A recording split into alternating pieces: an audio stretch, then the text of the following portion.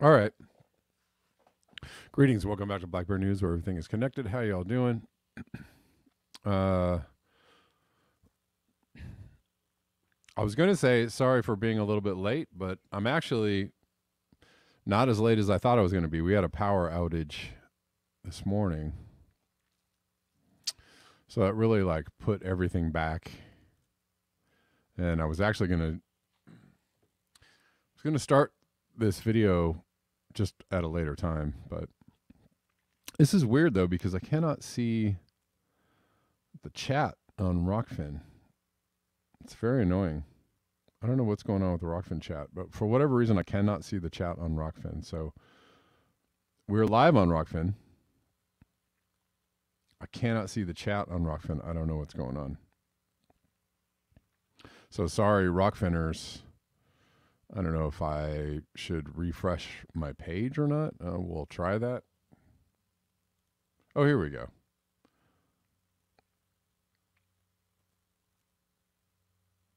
Okay, let's see if we can get... Now I can see the chat. And hit the go live again.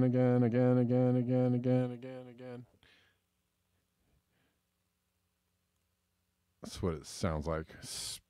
Trapped in the digital matrix. Again.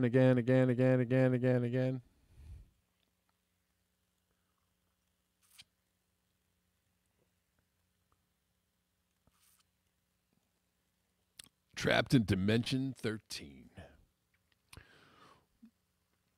Anyways, we're here.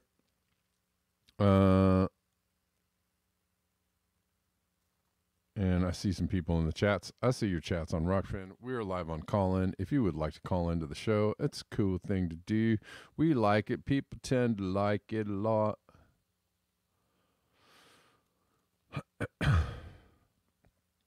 But welcome, everybody.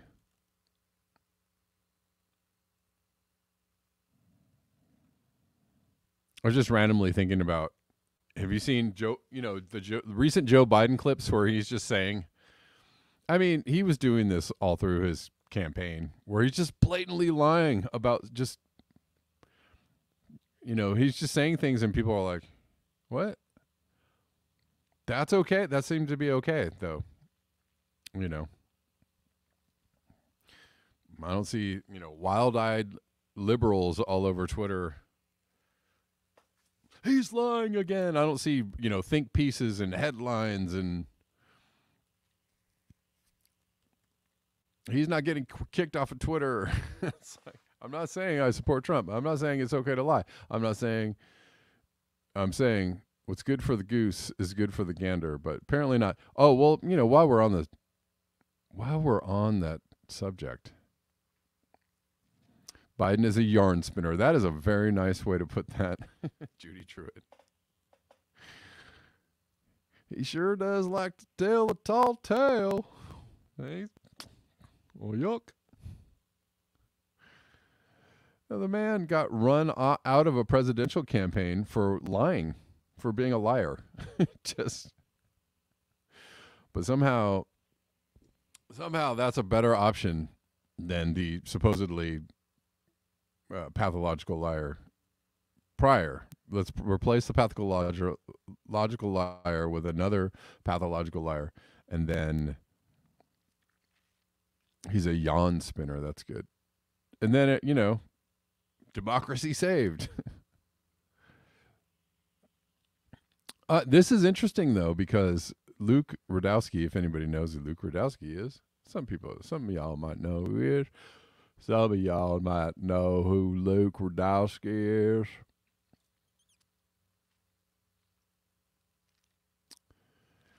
The White House gets fact-checked on Twitter. That's kind of cool when you see a fact check actually go in the direction that it's supposed to go from the purveyors of misinformation, your federal government and or the mainstream media outlets that are paid to lie for them. I don't know. I'm talking real wild right now on YouTube, but seniors are getting biggest increase in their Social Security checks in 10 years through President Biden's leadership. This is from the White House. And then there was a fact check. Readers added context that they thought people might want to know. Seniors will receive a large Social Security benefit increase due to the annual cost of living adjustment, which is based on the inflation rate. President Nixon in 1972 signed into law automatic benefit adjustments tied to the Consumer Price Index. So Twitter adding some context for them, for the White House. Yeah, actually, this has nothing to do with the Biden administration, but, you know, nice try. Anyways, I just was, you know, just musing on Biden telling a crowd that he had attended an HBCU and went to a college he never went to, telling people that his son died in Iraq and his son did not die in Iraq. I mean, just, but it's fine. That's all fine. Everything's fine. There's no, you know, screaming headlines on the New York Times. This man has the nuclear codes. Even though he's threatening, he's gotten us into a war and threatening another war. And nobody seems to be concerned about that. All of that is fine. All of that is fine. Everything's great.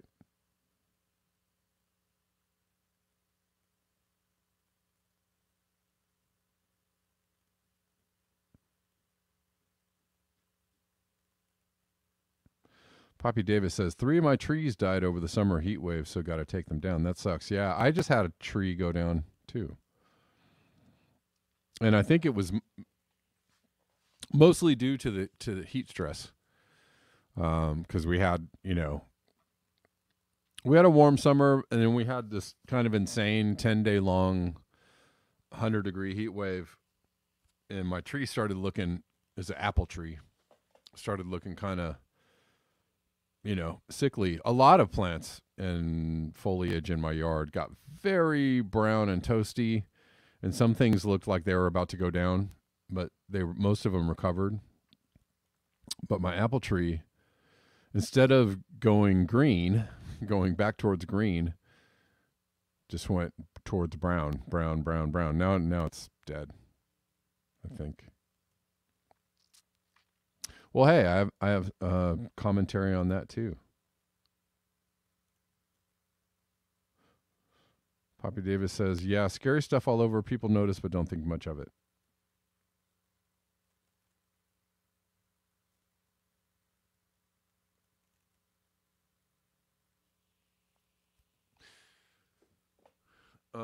Got some people listening on Callin. Cool. Welcome, call-in listeners, Rockfinners, and YouTubers. But that's pretty cool. That's a pretty good fact check.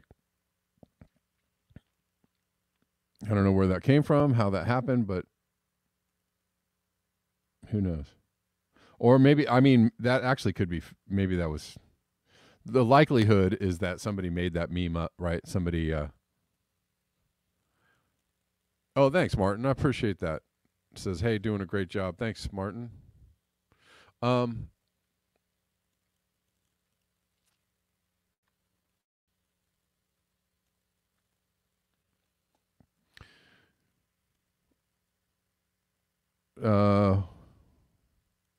What was I saying? I completely lost my train of thought. I was like, yeah, ran into a sinkhole there in my brain. I don't know what I was saying. Anyways, I was saying something. Can't remember. Okay. Let's keep going. Where was this? Oh, Peter Dines saying something about plants. I was saying is this real? I hate when people are doing this now, posting memes. I guess it's real. I guess this is a real fact check to the White House, or a real context addition to the White House. I was saying that there's a possibility that this was somebody just made this, right? You could make this in Photoshop. And who knows if this is real or not, but it looks pretty real. But I really can't confirm. Okay, but anyways. Peter Dines says that plants are hugely temperature dependent. They can't function properly with temperature thresholds when they are breached for long periods. Current warming is increasing the duration of thermal intolerant periods. Plants can't hide in the shade. They are the shade. Yeah.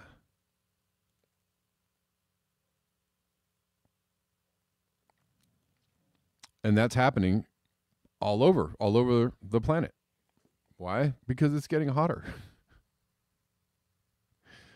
It just is getting hotter, and you have to really work very, very hard. You have to really work overtime. You got to put in the work. You got to put your shoulder into it, put your back into it, all that kind of good stuff. You got to do all that stuff in order to not notice that it seems to be getting warmer.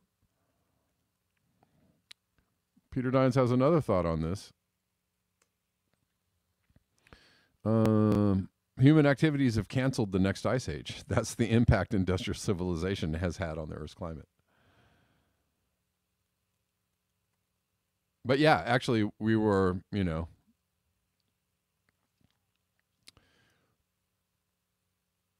we were in one or about to go into a solar minimum, and that's not happening. That's not going to happen. Because why? Because we're getting warmer.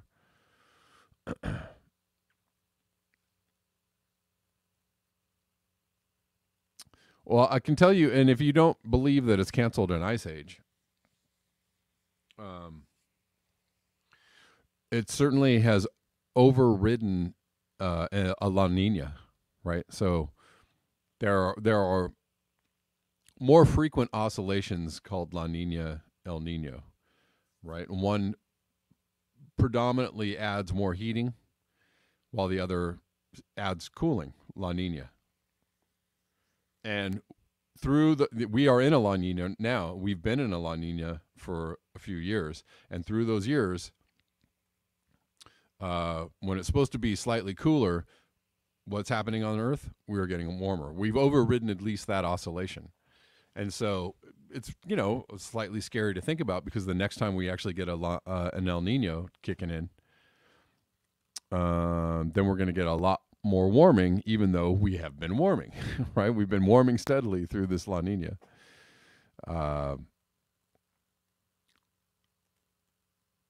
So on some levels, we've canceled the La Nina oscillation.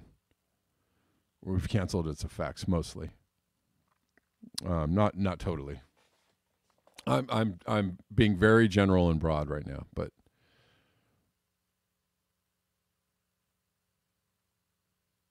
so that's interesting. All right, let's talk about, this is kind of funny because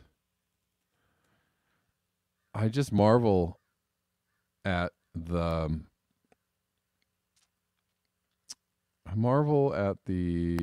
team sport type stuff that's going on. John Gledkowski says 71 degrees in Chicago, Indian summer. That is, yep, November.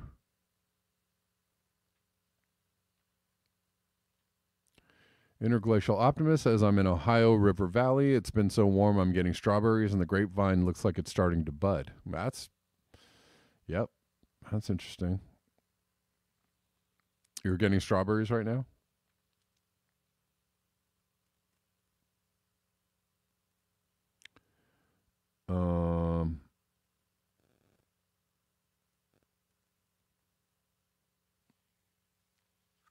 Yeah, so the partisan hackery abounds,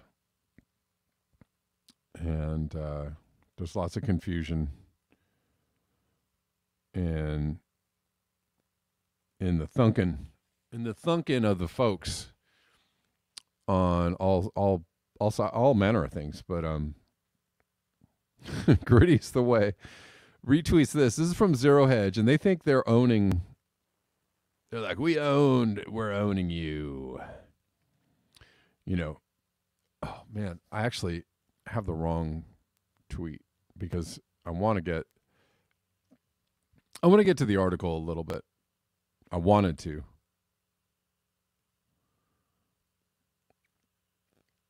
Where are we going? Where are we going?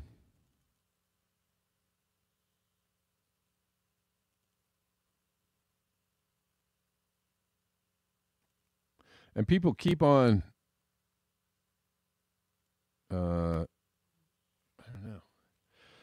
Been losing a lot of followers lately. I'm just going to assume that means I'm doing the right thing. I'm losing followers on Twitter. Why? Probably because I don't fit everybody's box, or maybe there's something else going on. I don't know. I can't assume to know. Anyways, Zero Hedge posts this and says, a mask off moment. Okay. Greta Thunberg calls for the overthrow of the whole capitalist system. Oh, egads, right? They're saying like, this crazy lunatic. Oh my God, you know, she's a eco-commie fascist.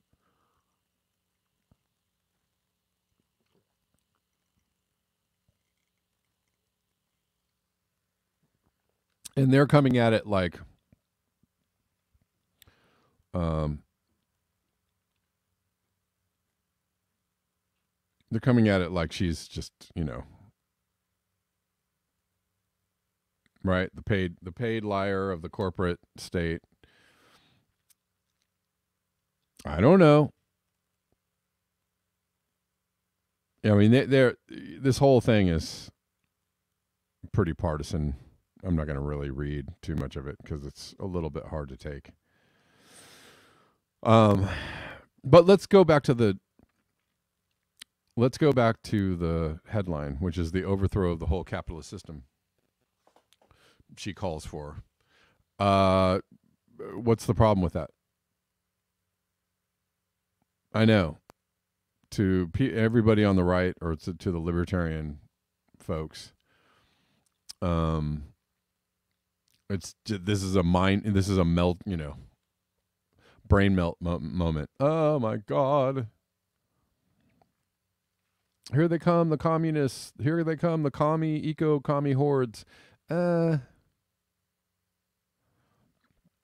reality is that capitalism is damaging the planet. And I think everyone, if you really sat down and just stopped, you know, the treadmill, your partisan treadmill brain, and just, you know, because even all the people that are on the climate change is a fakery train.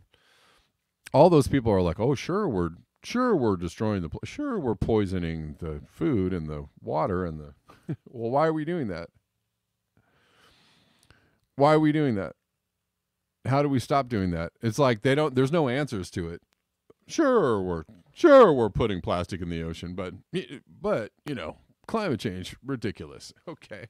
Sure, we're poisoning the rivers, lakes, and the streams, and our, you know, our bodies are filled with microplastics and glyphosate, but sure, that's happening. But these people, they have the wrong answer. Okay.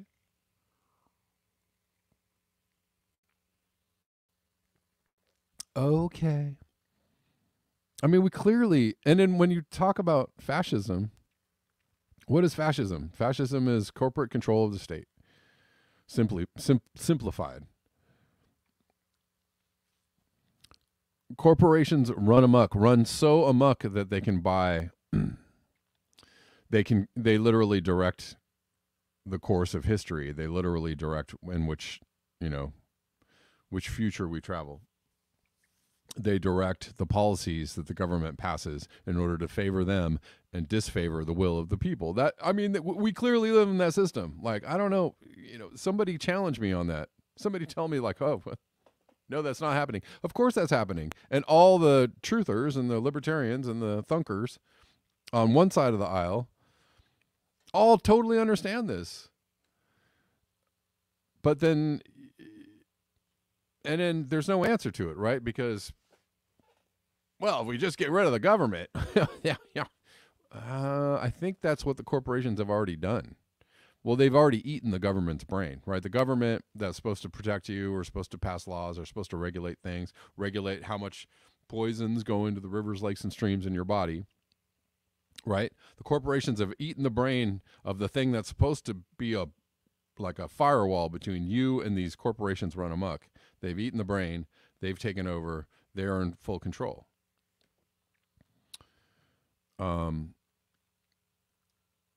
And these people are like, let's get rid of the government entirely. Oh, okay, well, there goes any firewall whatsoever between you and these corporations that are just doing whatever they want. I mean, I don't know. I'm just trying to I'm trying to understand like what is the overarching, like what's your stand, what's your political like framework? Like where is your mind going on this? And then you put up a thing saying Greta Thunberg says she wants to overturn capitalism as a whole. And somehow that is crazy, right? These are all the same people that are like, let's get rid of the government. Let's have small government. Like, but somebody's like, let's get rid of capitalism. What?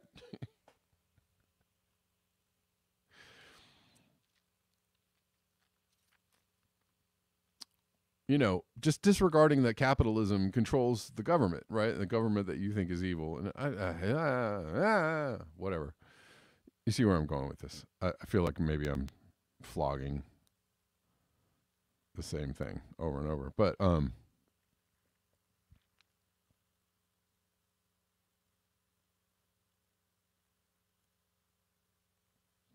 Rudels of Vedno says it's bloody obvious, only fools don't see that capitalism is devouring itself. Max, I think you meant Marx, has been right all along. Sadly, there will be no one left to acknowledge that in the end. Yeah.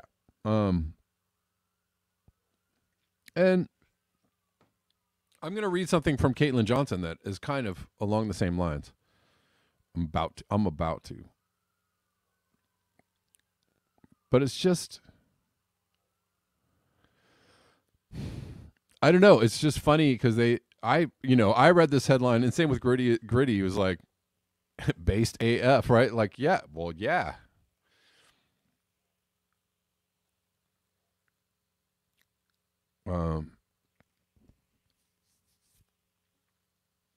It doesn't seem to be working out very well for us. Capitalism run amok, or disaster capitalism, whatever you want to call it.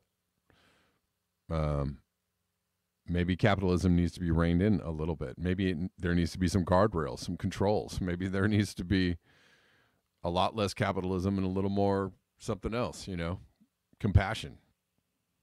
Because isn't capitalism all about the bottom line? Isn't capitalism, kind of, isn't corruption and getting over on people, isn't that kind of it, something that's kind of baked into capitalism? It doesn't have to be that way, but it just kind of is. It is at the moment, and and certainly getting rid of the government, the only really blunt instrument we have to put the guardrails on capitalism, surely will do the trick. Deregulating the government surely will do the trick. Yeah. Let's if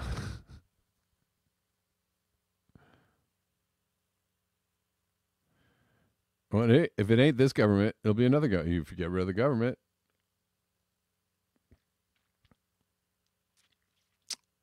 I don't know. Sure, maybe I'm missing something. Let's see. Hold on. Where am I at?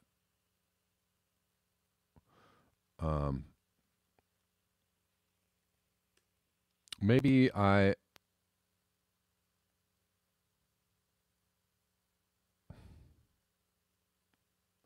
even if there was no government and people all came together and did the right thing, you'd still have to manage some things, right? You'd still have, I mean, even indigenous tribes have like councils of elders and like groups of, like whatever it might be. There are wise people that, control the direction of the tribe, right? Or something, right? It's not like, it's just not the way that humans, do. There's just a hierarchy that happens. So, maybe try to set up a system where the hierarchy, is forced to or held to a better account. Yeah.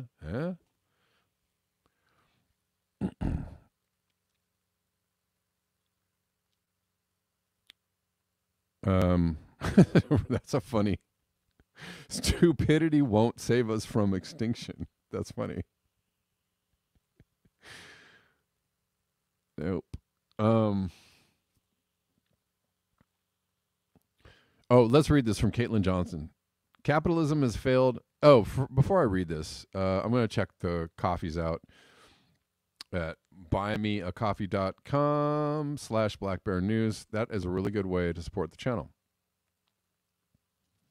I don't have any yet. Also, another good way to support the channel is the Rockfin tips are really great. I don't have any yet today, but I will check back in later.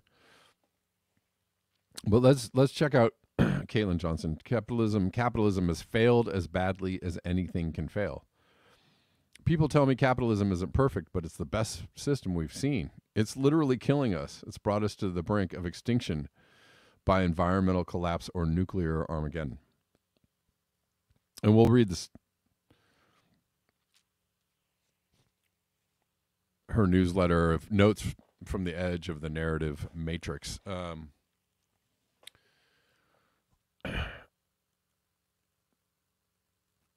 No, you don't understand. The U.S. war is completely different from all the other U.S. wars. See, the U.S. is intervening in Ukraine for humanitarian reasons.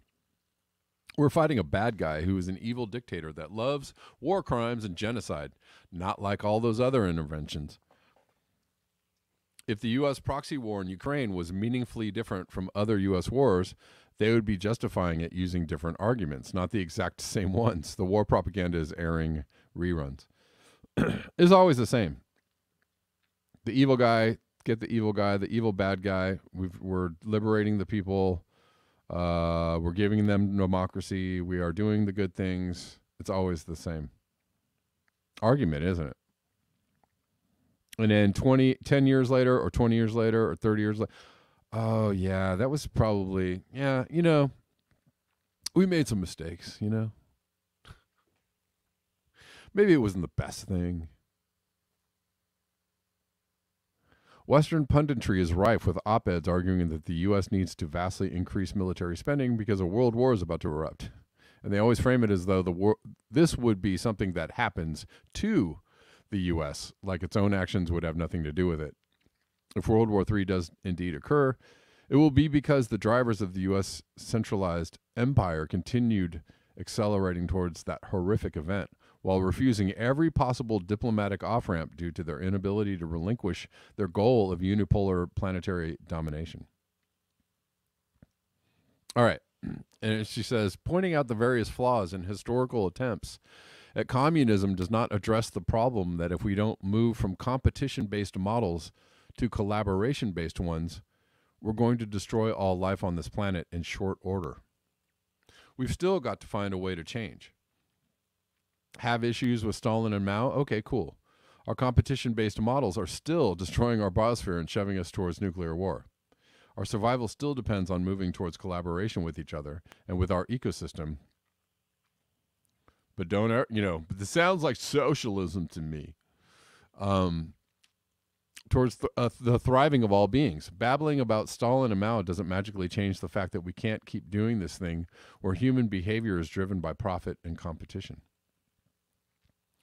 Leaving aside that many problems with communism have been wildly exaggerated and others are the direct result of sabotage and economic warfare by the capitalist empire, those criticisms never address the problem that capitalism has no solutions for our current existential crisis. So we need systems which can address those existential crises. I see no models with any hope of sustainability that don't involve a radical transition from competition to collaboration at every level. Yes, yes. We will either accomplish that transition or we will go extinct. It really is that simple. People tell me capitalism isn't perfect, but it's the best system we've seen. It's literally killing us. It's brought us to the brink of extinction by environmental collapse or nuclear Armageddon. That's literally the worst failure that any system could possibly achieve. When your back is against the wall and your choices are between radical change and extinction, you've no other options but to try radical change. That's the juncture we're at right now. The status quo political establishment has failed as spectacularly as anything could possibly fail. We could have a world of peace, equality, justice, health, and harmony, but instead we're marching towards dystopia and extinction. It is entirely within the reach of human potential to have a collaboration-based civilization where everyone works together towards human thriving. But that sounds like a co-op or cooperation or cooperative. It sounds like communism. Our rulers have delivered only competition-based systems which do the exact opposite. They failed the test. Time for something new. It doesn't get any more fail than, yeah, we've competed ourselves into a situation where there might be a nuclear war that ends literally everything any minute now. That's the most fail you can have while still being alive. The facts are in, they failed. A system that fails to that extent does not deserve to exist and should not exist. There are a whole lot more of us than there are of them, and if we can just shake each other awake from the propaganda-induced coma we're all in, we can force the creation of much better systems. And the thing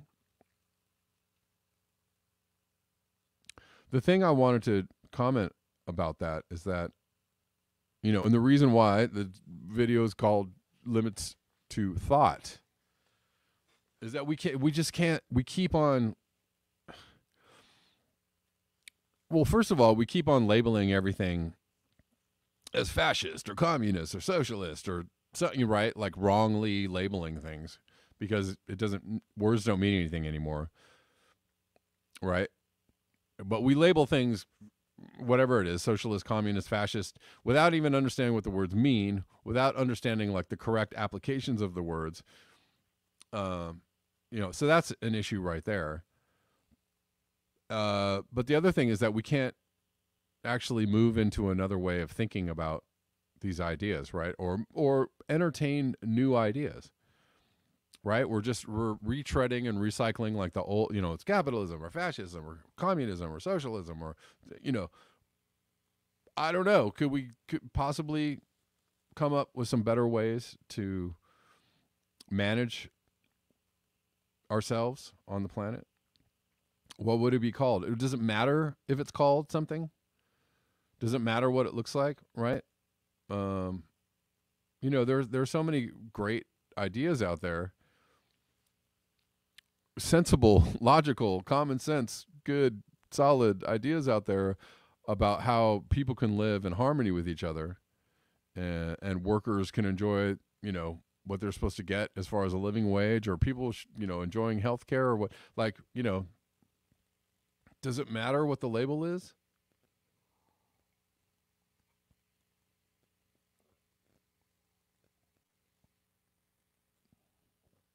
So, and clearly something has to happen pretty quickly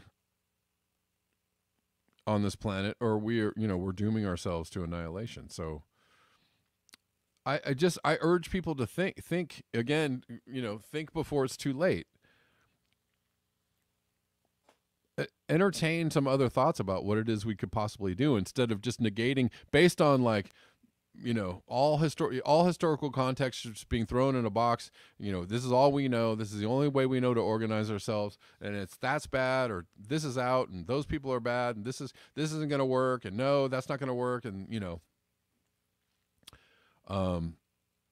And you know, the answer seems to be this, well, at least in a lot of circles, this rugged individualism of just get out of the system. Okay, to what? And go to what? Like, sure, yeah, the prepping and off-gridding, and we could talk about that. I think I see all that as something of like an emergency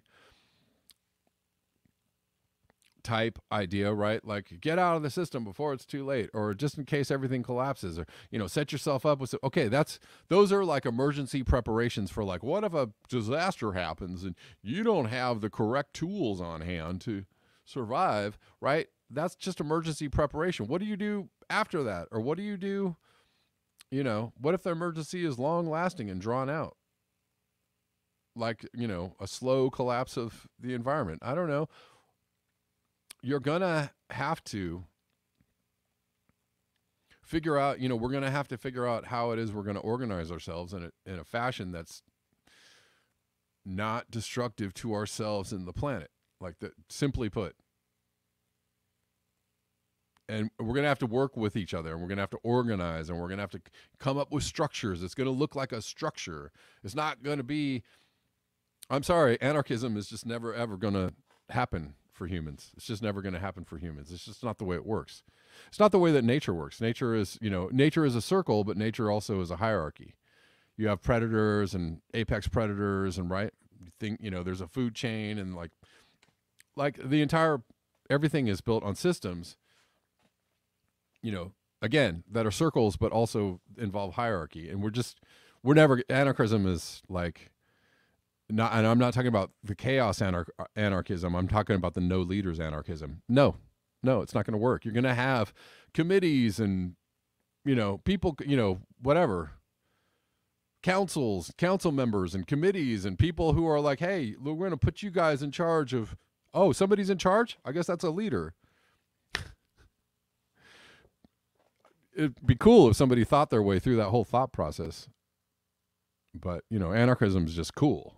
It's just, it's just cool. And if you say anarchism is not really a well thought out idea, then you're just not in the cool kids club out here. I don't know. But people need to think beyond, like, and anarchism is just another, like, label, too. It's just another, like, oh, well, anarchism is obviously the best, or no. Social democracy is obviously the best. No, I don't know. How about, just, I don't know. I think we live in an age of large scale nihilism too, where it's just, all ideas are dumb. There are no good ideas. They're all bad. We'll just, no, these people are bad. No, these people are bad. No, these ideas are bad. No, this party's bad. No, this solution is bad. No, we can't do it. We just can't do it. Best thing to do is just get out of the system. Okay. That's it.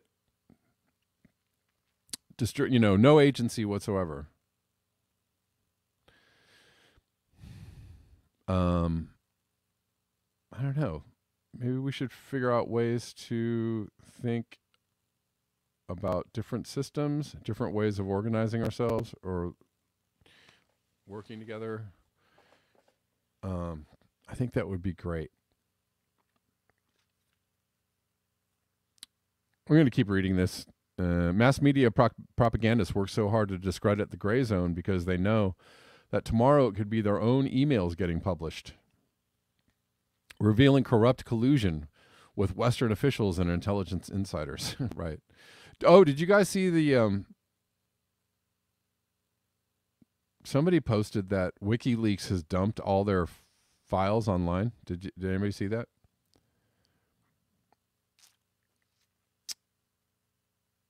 I'll show that after I get done reading this. Let yourself be happy. If you can't do it for you, then do it for the world. Refusing to let yourself be happy is just keeping that much happiness out of the world.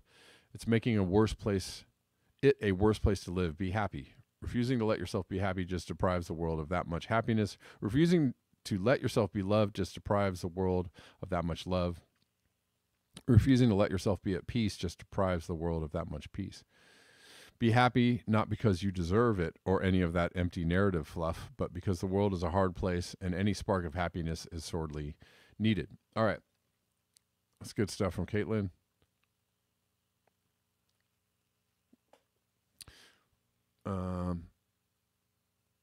Where was this? Oh, yeah.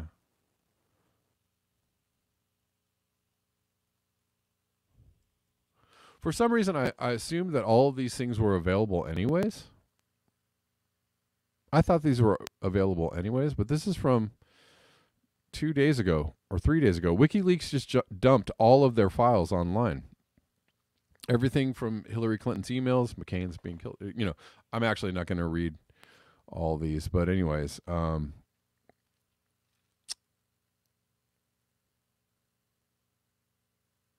maybe I will. No, maybe I won't. I'm still on YouTube. Anyways, that's interesting. Oh, I'm sorry. I should be showing this to you.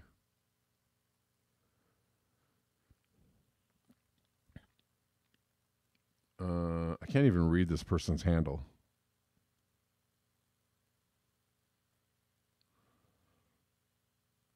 But this is at Brat at 22. Brat at 22.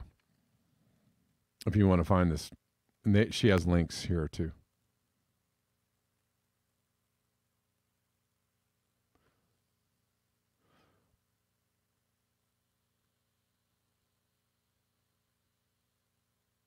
If anybody's interested in that kind of stuff.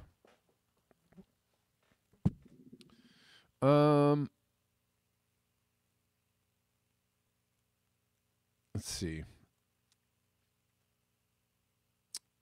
Wanted to talk about a few more things for I got a couple more minutes left. Oh, this is from Poppy.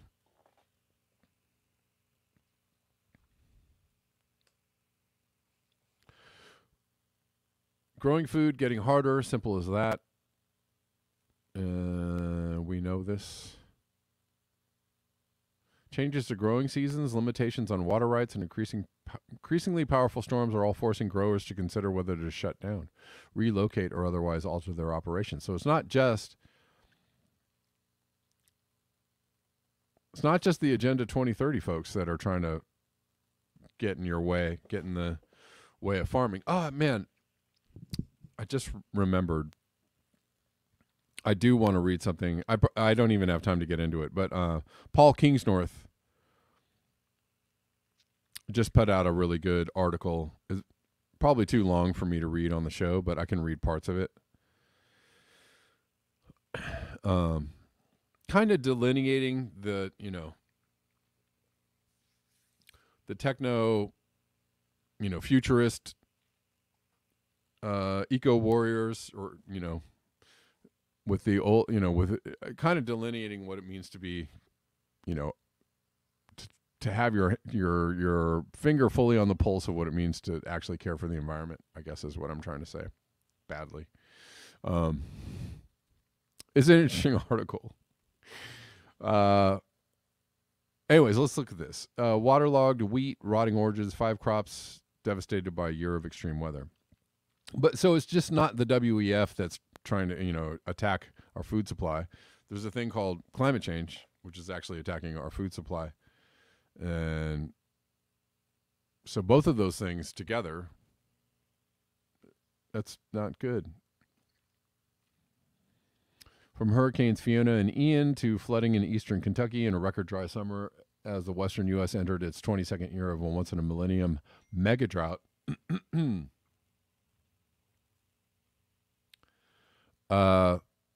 The U.S. has already seen more than 24 major climate disasters with losses exceeding $1 billion. On top of this economic toll, extreme weather is also upending the food system in the U.S. and much of the world. As the climate crisis causes temperatures to rise, precipitation patterns to shift, and drought conditions to lengthen, many crops are struggling to grow and produce the same yields as they would under normal weather conditions. In some parts of the country, crops that require dry conditions are getting too much rain, while in others, they're not getting enough. Changes to growing seasons, limitations on water rights, and increasingly powerful storms are all forcing growers to consider whether to shut down, relocate, or otherwise alter their operations. Extreme weather events are also disrupting the shipping of food across the country and the world. These 5 crops tell the story of the havoc the climate crisis is already causing. Florida oranges torn off trees during Hurricane Ian. After it ripped through Florida's Gulf Coast counties, in late September, citrus growers in the state's main agricultural counties began reporting that 50% to 90% of their fruit had been torn off the trees by high winds and rains. Shnikes, holy shnikes. The hurricane came right up through the heart of the citrus belt, said Ray Royce, executive director of the Highland Citrus Growers Association. Royce reports that in some countries, growers have lost as much as 80% of their fruit. Florida orange growers were already facing a challenging year as greening disease, an invasive bacterium that thrives in warm climates and can kill trees and cause fruit to drop early, hit their plants. The U.S. Department of Agriculture predicted that the state will produce 28 million boxes of oranges this season, down 32% from the previous season. And remember the cold snap in Texas a few years ago? That really whacked a bunch of citrus and other agriculture. Royce reports that some county growers have lost as much as 80% of their fruit. Florida orange growers were already facing a challenging year. I already read that. Although the storm was particularly devastating, he adds that Florida citrus growers have weathered difficult hurricane seasons before. We're an industry that's at the mercy of the weather. Rice left unplanted amid drought.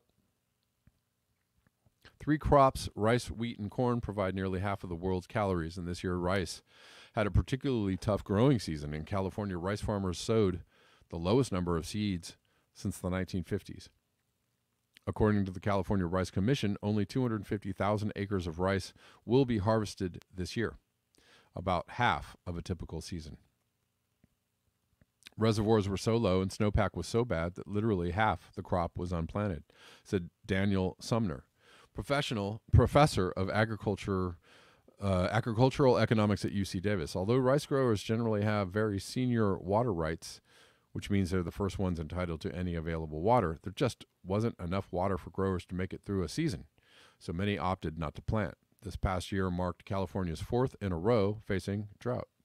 According to a report published by Sumner and his colleagues at UC Davis, California's Sacramento River Valley, which usually exports about half its rice to China and Japan, is facing a $1.3 billion economic loss, with 14,300 agricultural jobs lost. California's tomato crop dwindles. In August, the USDA forecasted that California would only grow 10.5 million tons of tomatoes, down 10% from its estimates at the beginning of the year, as drought causes them to dry up on the vine. California usually produces about 30% of the world's processing tomatoes, the tomatoes used in paste, sauce, and ketchup. But researchers predict that the global supply of processing tomatoes could fall by 6% in the next 30 years due to climate change. That's correct. Even though tomatoes are an incredibly efficient user of water, Sumner said the drought was even worse than people could have imagined. The high demand and reduced supply are reflected in tomato prices. Going into this growing season, Sumner says tomatoes reached the highest contract prices on record, about $100 per ton, compared with last year's record, $90 per ton. As temperature increase in current tomato-producing regions like California and Italy, the plants may no longer thrive, and growers could begin shifting their work to cooler climates like Northern California and China. As the war in Ukraine cut off the country's large wheat exports, wheat growers across the world faced a difficult year due to extreme weather. Heat waves across France, Spain, and India scorched wheat crops, while U.S. growers struggled to survive a dry winter and then a waterlogged spring. In the U.S., growers typically plant hard red winter wheat used in bread in the fall and sow spring wheat for bagels and pizza in the spring. The winter wheat harvest fell 25% this year as drought. 25% as drought hit Midwestern states like Kansas. Then high rainfall and surprising spring blizzards flooded spring crops. Researchers at the Environmental Defense Fund predict that Kansas will only continue to see winter wheat yields drop. By 2030, 8% of Kansas counties could see winter wheat yields fall by more than 5%. Those are very conservative numbers, considering that 25% drop this year in 1 year alone. So those numbers extremely conservative. To get ahead of climate change, scientists around the world have begun breeding new varieties of wheat. But according to a study published in Nature earlier this year, climate change still might outpace any yields from those new crops. New Mexico's green chilies flooded by monsoon season. In southern New Mexico, record rainfall disrupted the state's green chili harvest at Cinco Estrella Chile Farms in Limitar. Owner Glenn Duggins says a combination of heavy rainfall and a labor shortage flooded his fields and then overtook the green chili crop with weeds. Back in the day, we packed 800 sacks a day regularly. I didn't expect to do that now, but we should have been able to do 300 to 400 a day, said Duggins. But his team didn't even harvest 1,000 sacks over the whole season. Wow. That is whacked. Extremely. But his team... Anyways, green chili likes dry weather. This was a little too much. The green chili plants grown in New Mexico thrive best in temperatures between 70 and 85 Fahrenheit. Too hot and the fruit won't form. Too much rain and the roots will begin to rot.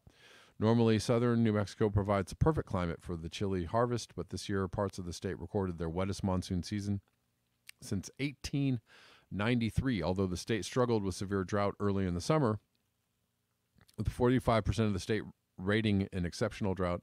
According to the U.S. Drought Monitor, only about 1% of the state was still in that high state of drought by the end of the monsoon season.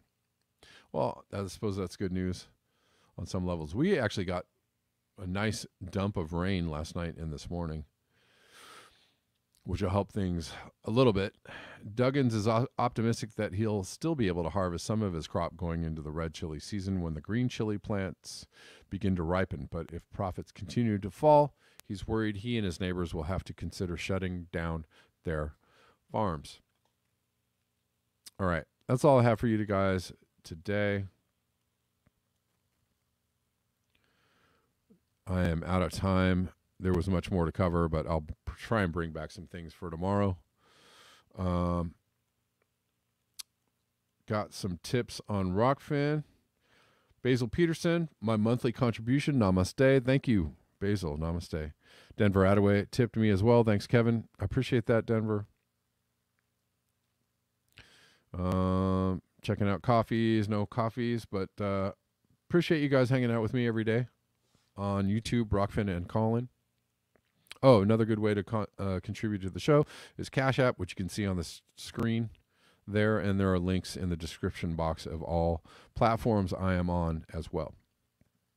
All right, guys. See you all tomorrow at the regular time, and until next time, peace.